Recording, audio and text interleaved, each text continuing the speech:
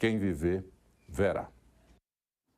E é o que nós vamos saber agora, né, Marcos Rodrigues? Até porque estamos acompanhando também algumas informações no decorrer do dia, dando inclusive valores relevantes de subida, de queda, de situações relacionadas à Bolsa de Valores e principalmente ao parâmetro principal para várias economias do mundo, que é através do dólar.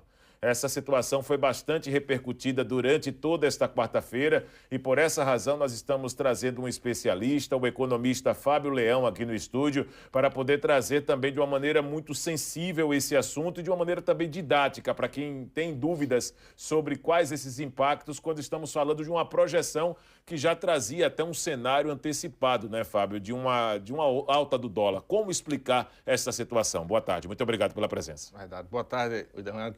Agradeço o convite, né, para a gente discutir um pouco sobre isso. E, de fato, já tinha acontecido, vamos dizer assim, essa especulação com relação ao dólar, né? Porque o dólar é um mercado extremamente especulativo, não é um mercado para amadores, né? As pessoas estão ali diariamente observando as cotações e, muitas vezes, dependendo do poder de barganha dessas pessoas, influenciando esse mercado. E já tinha, na verdade, acontecido. Eu, pessoalmente, quando comecei a analisar e vi ontem à noite já o direcionamento das eleições, eu acreditava que hoje ia ter uma alta, né, significativa, hoje e nos próximos dias, para depois retornar. Mas, ao contrário, né, logo no final da manhã, começou já a cair a cotação. E por quê? Porque na semana anterior, como você bem colocou, já tinha tido, né, já tinha havido aí uma especulação e uma subida de aproximadamente 6% no câmbio, e a gente já tinha chegado a próximo de 5,78, sem, vamos dizer assim, sem uma explicação concreta da economia, por pura especulação com relação às eleições, que não tinha acontecido ainda, e também por algumas questões internas de aprovação dessa reforma tributária que o pessoal está demandando aí para reduzir os gastos sociais no país, né? Então, tinha havido essa especulação e agora já começa a arrefecer o preço do câmbio, o valor do dólar aqui no país. Isso, então, para trazer com clareza para o nosso telespectador, não remete por ter sido um Donald Trump eleito. Poderia ter sido também com Câmara essa mesma situação, porque já era um ensaio antecipado antes mesmo desse resultado das eleições. Exatamente. Aí, como é que funciona mais ou menos esse mercado, né?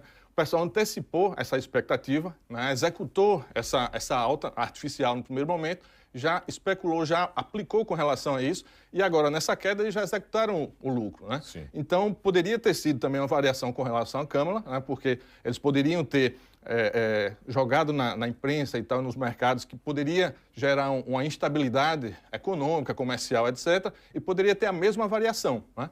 Então, você vê que eles fizeram essa projeção antes, uma semana antes, subiu, aí eles transacionaram com a moeda e agora já volta para uma situação mais equilibrada, vamos dizer assim, e aí sim agora a gente vai ver como é que o mercado real reage a essas flutuações. Essa projeção econômica, ela pode também, a partir de agora, com Trump sendo eleito, gerar, por exemplo, impactos na economia internacional diante de situações que já ocorrem realmente há muitos e muitos anos com a questão da economia americana, com a economia chinesa.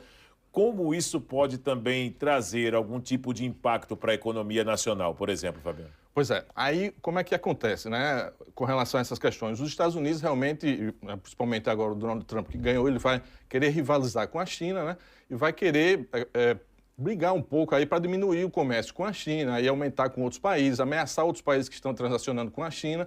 A verdade é que não dá para você ignorar a China hoje, mesmo sendo os Estados Unidos, sob hipótese alguma no que diz respeito ao comércio internacional. Então vai ser uma briga grande aí, né, que ele vai ter, mas sem muito sucesso de eclipsar a China, porque a China hoje é uma grande potência, é uma liderança no mundo inteiro. O que é que acontece na economia americana também? Eles estão precisando crescer, eles, né, estão crescendo, mas a carestia lá ainda está muito alta, né? Eles têm um nível de inflação elevado.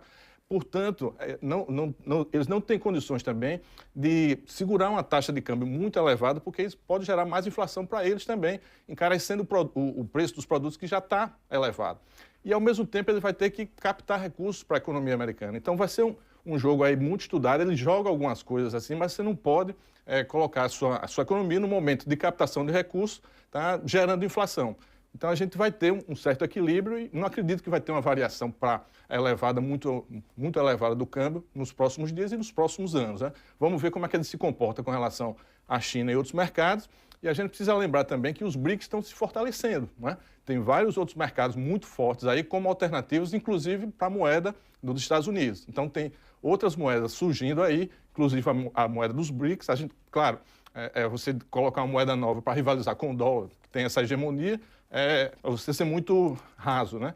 Mas tem uma contraparte aí no mercado internacional que não vai ser trivial o Trump impor, por vontade própria, uma cotação ou uma organização do mercado sem levar em conta essa contraparte do resto do mundo. Nós estamos no estúdio recebendo o economista Fábio Leão, falando também desses impactos das questões econômicas e trazendo agora, Fábio, para a nossa realidade. Quando se trata de Brasil, ontem mesmo nós repercutimos a fala do ministro de Relações Institucionais, Alexandre Padilha, ele falando exatamente sobre essas questões em que uma possível vitória do Trump, que se vier rivalizar com o Brasil, quem perde é ele. O Brasil já não pode se posicionar como um coitadinho nessa história, no aspecto econômico? Exatamente. A gente já tem um mercado considerável com a China, tem um mercado considerável com outros países que estão no BRICS também e com outros países da Europa. Portanto, a gente não é aquele país que sofre uma ameaça e vai ficar acuado, né? É claro, a gente não tem o poderio de outras nações como a própria China, mas a gente tem alternativas de outros mercados, inclusive a gente já tem para alguns produtos, mercados, um comércio maior com a China, por exemplo, do que com os próprios Estados Unidos. Então, o que acontece é isso, a gente tem, claro, a gente sofre ainda algum impacto porque alguns produtos, como o próprio petróleo refinado, que a gente compra de volta, a gente exporta o petróleo bruto e compra de volta ele refinado. Tem o trigo, que a gente ainda não tem que importar. Então, tem alguns produtos que, se o dólar subir, a gente vai ter um déficit muito grande na balança comercial, porque a gente importa mais do que exporta esses produtos.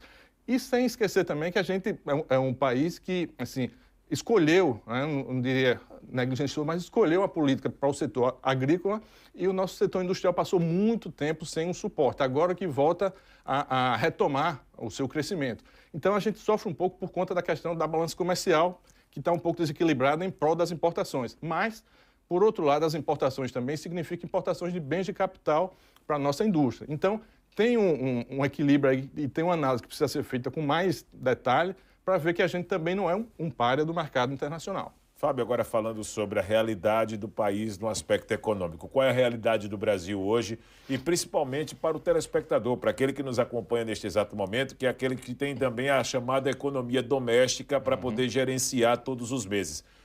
Qual é a realidade hoje no país? Pois é, esse é um outro fator também que nos deixa um pouco tranquilos, tá? Porque a nossa macroeconomia não está em frangalhos, né? A gente está numa economia que a gente recuperou o emprego, tá? A gente está apenas com 6 pontos, quer dizer, apenas é muita gente ainda, né? Mas 6,9 de desemprego, onde a gente já foi 14% na pandemia, é uma recuperação fantástica, né?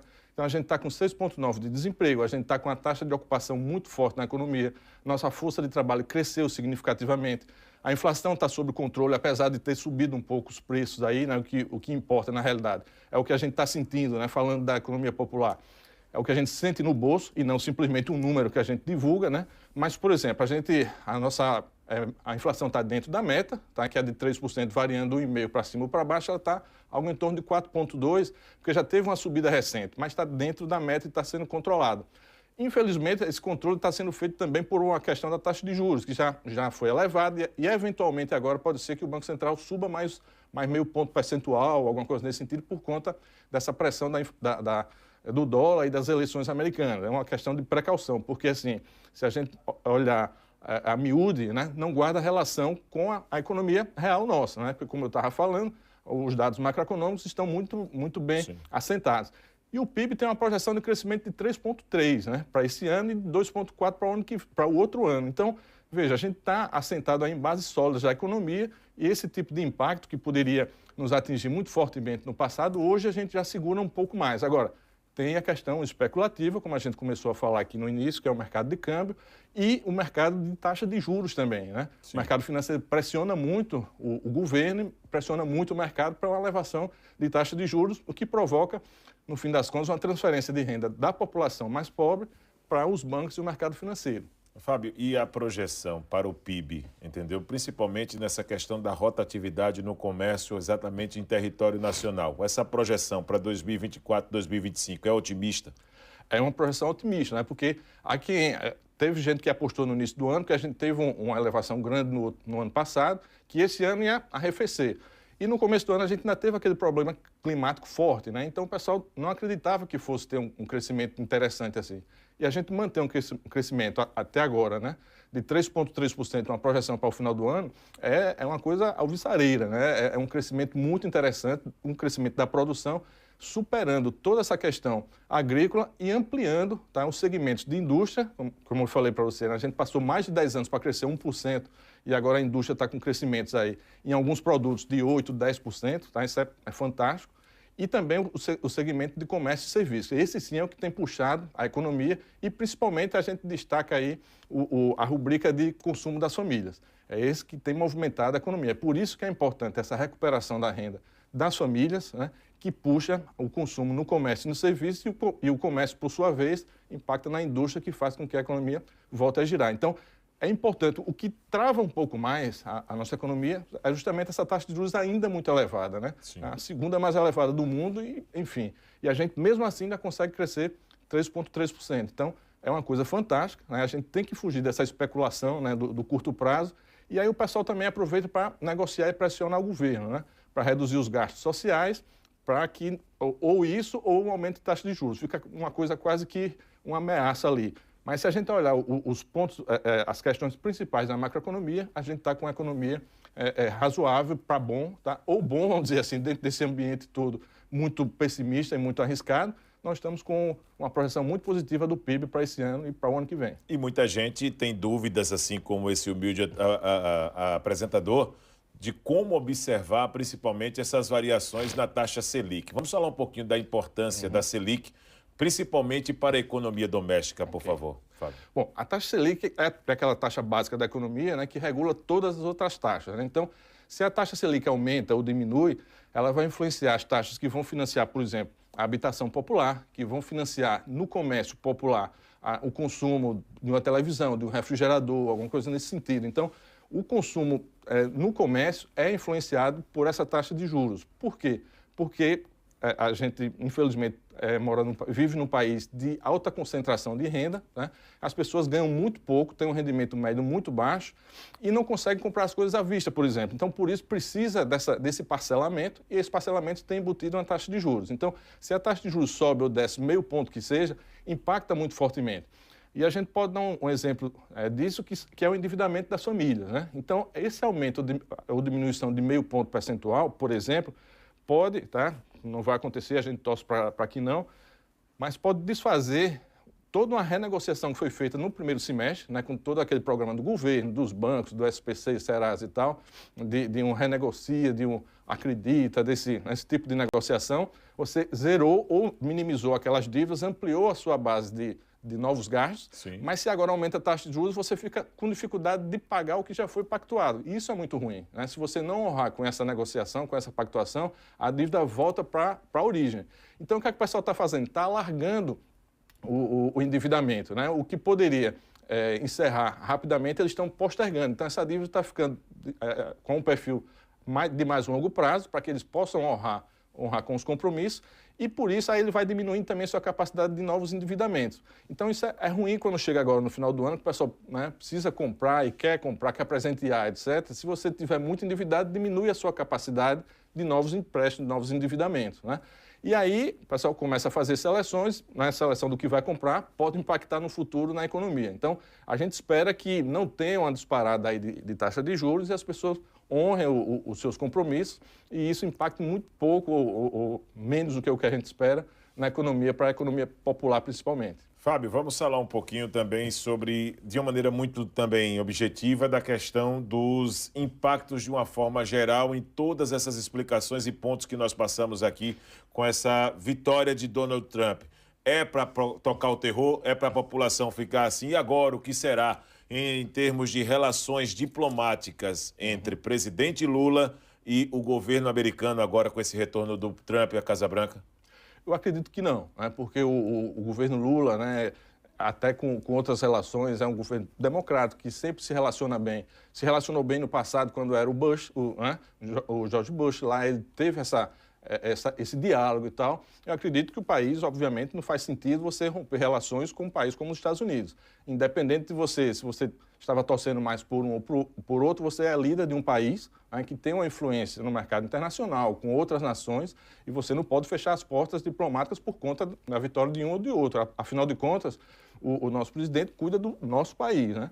E vai ter relações com outros países. Então, eu não acredito que vai ter nenhuma cisão diplomática, muito pelo contrário, acredito que a gente vai negociar nas interseções o que for possível e avançar nas negociações que forem comuns aos dois países, que são, aliás, são muitas, né? Temos muitas agendas com os Estados Unidos e não acredito que isso vá arrefecer. Claro, vai ter no primeiro momento, os dois países vão se estudar, mas eu não acredito em nenhuma cisão e em nenhum prejuízo diplomático para o comércio nem para as relações entre as populações. Muito obrigado, Fábio, pela sua participação, tá certo? Pelo trabalho que você exerce também para a sociedade, levando tantos esclarecimentos. E espero em breve ter outros momentos aqui também no Gazeta News Edição da Tarde com sua participação, tá bom? Sempre um prazer, obrigado. Nós agradecemos. Olha, nós vamos continuar neste finalzinho de primeiro bloco, agora de uma maneira, depois de falarmos de tantos números e percentuais, né, com a vitória de Donald Trump nos Estados Unidos, pelo menos o especialista Fábio Leão disse o seguinte, vamos devagar com o andor, porque a coisa não é tão aterrorizante assim no aspecto econômico para o país. Isso